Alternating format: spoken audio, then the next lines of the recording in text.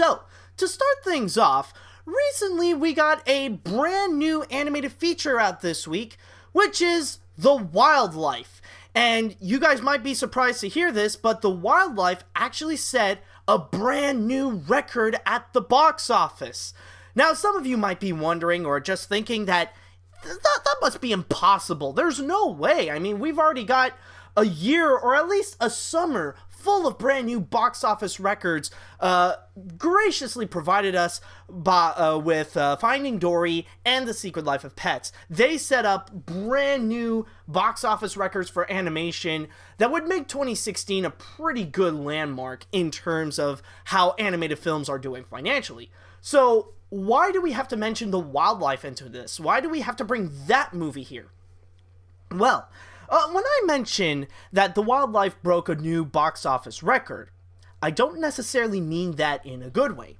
Because on the opening weekend, when The Wildlife was released, it made a total of only $3.34 million. That is not in one day.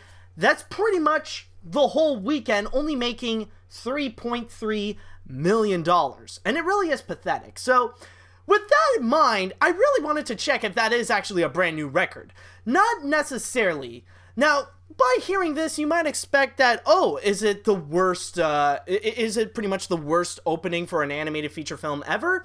Not necessarily, but it actually is the worst opening for an animated feature film of the decade. So, at least among the 2010s, yes, it is the worst opening ever.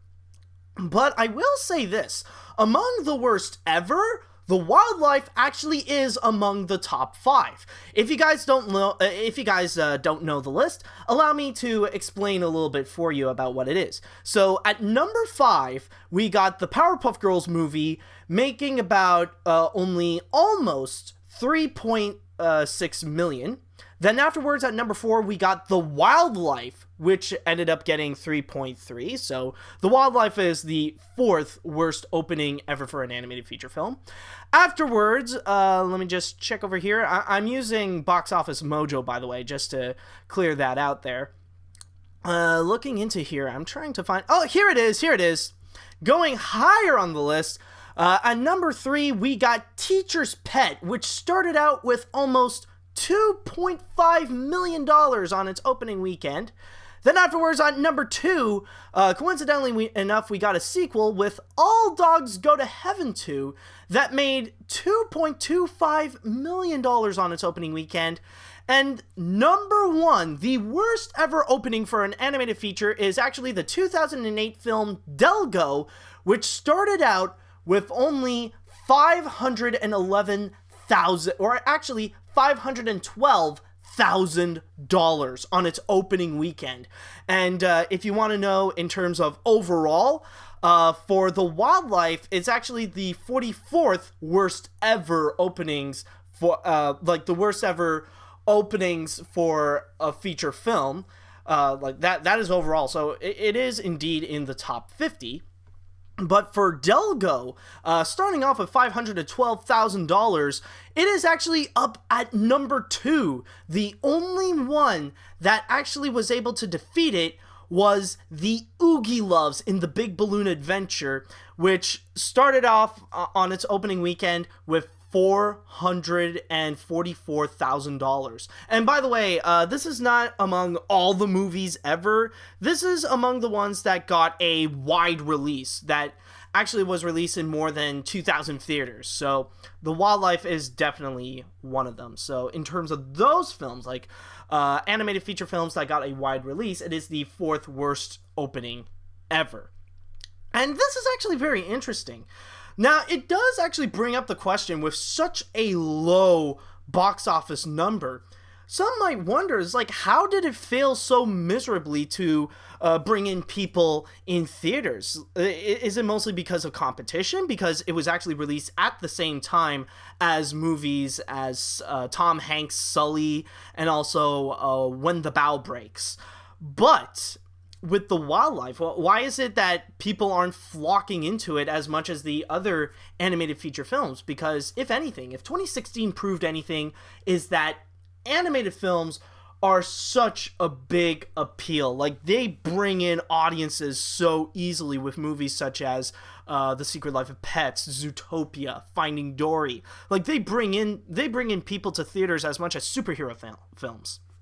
Well, it's not necessarily because of the competition, nor is it really because of marketing, because let's face it, the marketing in this film is actually really, really poor, down to the point that I really had a difficult time trying to find, like, various clips and trailers, just to find, like, different clips in order to use it in my review, but it was just so limited. I ended up just stalking pictures at the same time. It really was that bad, so you can even tell that even the marketers don't even give two craps about the wildlife.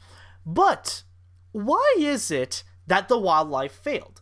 Well, let me tell you why, and I think the best way to put it is it's through Charles Solomon's review of the wildlife. Now, just to give you guys a little bit of a context, if you guys don't know Charles Solomon, he is a very prominent and well-respected figure in the animation community. He is both a very grand historian and also a very fantastic film critic. While at the same time, he is also a wonderful author. I actually have one of his books. He was actually the author of The Art of Frozen. Fantastic book. Definitely enjoyed it. But yeah, going into here, Charles Solomon, someone whom I highly respect, he actually posted a review of the wildlife on the website The Animation Scoop. And my God, let me tell you, in my review of the wildlife, yeah, I was pretty harsh at it. I gave it like a 3 out of 10. It was a pretty bad movie. But Charles Solomon here, he was merciless. He was brutal. Like, holy crap. He is so brutal to this film, down to the point he actually deemed it the worst animated film of the year. And yes, he was actually aware about the other pieces of crap that we got, like Ratchet and Clank or Ice Age 5, or even Norm of the North. He would place this as the worst more than Norm of the North. And the things he said about it, oh my God. Each one is a massive strike. Okay, let me just give you 2 great examples of how he was brutal to this movie and these characters in particular. Okay, let me just go and start off here. This little excerpt, like, this is the first one. I need to read it to you. Okay, the film is narrated by the macaw, voiced by David Howard Thornton, whom Crusoe dubs Tuesday, the worst motor beak since Alex in Walking with Dinosaurs. And just through that, I was like, oh, God, oh, that hurts. Man, that really hurts. Oh, God. And he actually did this again. He actually did another one where I read it. It's just another really nasty comparison. Okay, I'm trying to find the other one. Where is it? Where the fridge is it? Okay. Oh, there it is. There it is. Okay. There's another one. Like, so he just made a comparison to Mac with Alex from Walking with Dinosaurs. But here's another painful one. Is actually with Robinson Crusoe. Now, in the film, Robinson Crusoe is that he's just like the one-dimensional bumbling idiot. That's it.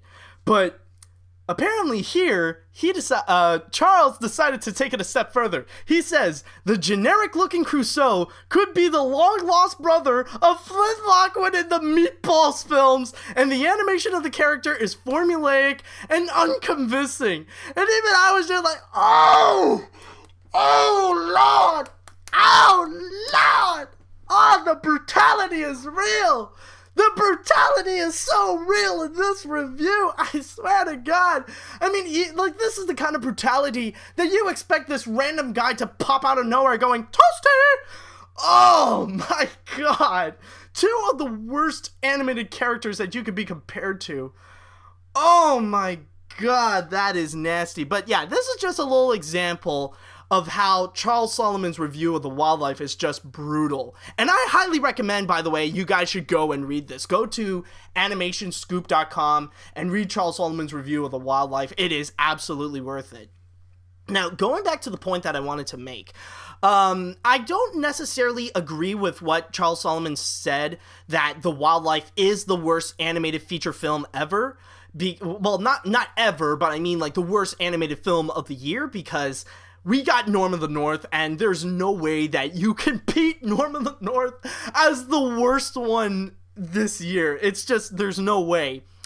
But there is one thing I will agree with him on, is his reason why he said that The Wildlife is the worst animated film of the year. And this also goes into why nobody cares about The Wildlife. Nobody went to go see it. And, yeah, probably, it's right over here. Okay. Perhaps the most damning thing about Wildlife is that it's so feeble, it can't even annoy the hapless viewer. It just feels unnecessary. And that's probably the biggest thing about The Wildlife, is that this movie is just entirely unnecessary. I mean, we can all agree that the quality that this movie brought to us, it was very... It feels more like the kind of quality you would expect from a direct-to-DVD or a direct-to-Netflix animated film, more so than something that would be worthy enough to be put into a, to go and be put in theaters worldwide. But coincidentally, this is coming from Lionsgate, and they actually did the same thing with Norm of the North. And if there is any company out there that actually does seem even more clueless about animation, even more than Sony or even the Weinstein Company, it's so far the Lionsgate, because they're just distributing films without freaking reason, and there's just absolutely no point or no explanation to why they would bring out movies like Norm of the North or The Wildlife into theaters. But here's the thing about The Wildlife, and like what Charles Solomon probably means about it being unnecessary, it's that, here's a bit of my theory. The reason why The Wildlife is unnecessary is that there is nothing good that you could say about this movie, like, ever. The Wildlife is just, it's not that good, period. So there's nothing good to be said about The Wildlife. However, there's nothing as well that can be said that is really bad about The Wildlife. There is nothing that is memorably bad. Like, you're going to think back about this movie and you'll remember about some aspects that would make you cringe or you just absolutely hate about it. Because when you look back at many of the really bad animated films that we got this year, there are some elements that you will remember about it that is actually terrible. Ratchet and Clank. Looking into that film, what is actually really horrible about it is that the writing is purely garbage. It is poorly set up. It was terribly adapted from the games into this one movie. In fact, the writing is actually so bad that one of the writers actually had to go and pin the blame on the others so that he can pretty much get away with whatever, with what a terrible job he has done in order to save his career. It was really that bad. On top of that, there was also Quark, a despicably hateable and terrible character. This guy is just so stupid and so full of himself. He just makes me cringe. In fact, the movie somehow actually takes a good chunk of the film and make him the main character more than Ratchet. After he does become, the Galactic Warrior or something, he becomes this absolutely bland character. So that's what makes Ratchet and Clank memorably bad. And then you got Ice Age 5, Ice Age Collision Course. People will remember how bad that movie is because it's the 5th Ice Age film. There shouldn't be another Ice Age film. They should have stopped after Dawn of the Dinosaurs. Blue Sky should have moved on to make other films other than continuing the Ice Age franchise. But lo and behold, we're up to the point that now there are 5 Ice Age films, and you can absolutely tell that they are running out of ideas. Why? Because they decided to go and give Sid a girlfriend, demanded by absolutely no one. It's just absolutely ridiculous, and the movie has become so juvenile that the jokes are just god awful, and that is why we're going to remember Ice Age 5 being a terrible movie, because it should not exist, yet it is there, and you could tell that they're just forcing it out instead of actually making a movie. Norm of the North, on the other hand, I don't need to tell you about what is wrong with it because we're going to be here for like a freaking hour, and the movie itself is nothing but an entire grocery list of why that film is just so terrible. But then you have the wildlife. Now, what is wrong with the wildlife? Like, what is it that is so memorably bad about the wildlife is that it's just 90 minutes of boring. That's all it is. Because, yeah, it's a bad movie, but it's not memorably bad. The elements that they have here, they play it so safe. They play it so tame. Like, they don't go off the wall or, like, they suggest any stupid ideas that it's not memorable enough to remember what would happen. It reminds me a bit like I've never seen a movie like this since Alpha and Omega, where there is absolutely nothing good to be said about it, but yet there's nothing terrible to be said about it as well. That's why it's just absolutely forgettable. I remember when I left the theater after watching that film, like somehow, like, it just dawned on me. It was like, why am I here? Oh yeah, I saw that movie. Like, that was pretty much it. And the same thing happened with the wildlife. I remember when I was writing my review, I really had a hard time trying to think of what basically happened in the wildlife. Because there's nothing memorable. There's nothing likable. And even the characters, they're just so bland. There's no personality in them whatsoever. It's just a really dull film. And that's why it doesn't have as much attention, or I guess you could say appeal, as much as the terrible movies like Norm of the North. It's just, there isn't anything that's really bad about it, and that's why people are just going to go and forget it altogether. In fact, it's going to be amazing if it manages to stay in theaters for another, like, 2 or 3 weeks. The thing is with the wildlife is that there's nothing that is appealing whatsoever, good or bad. And that is pretty much the reason why nobody went to see it in theaters.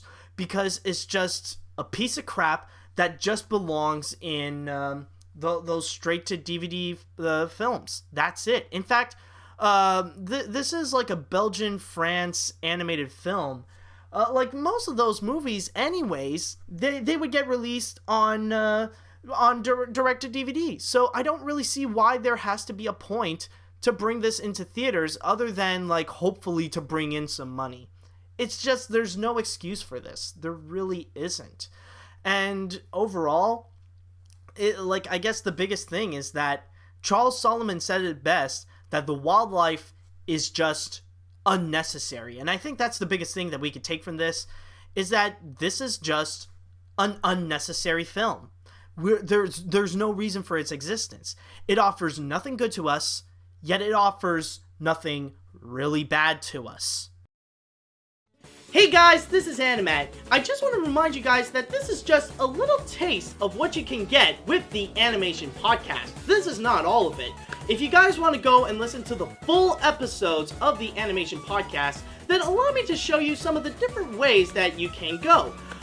First off, you can actually go on the website that it is hosted on, Filmbook, so you can go directly onto there.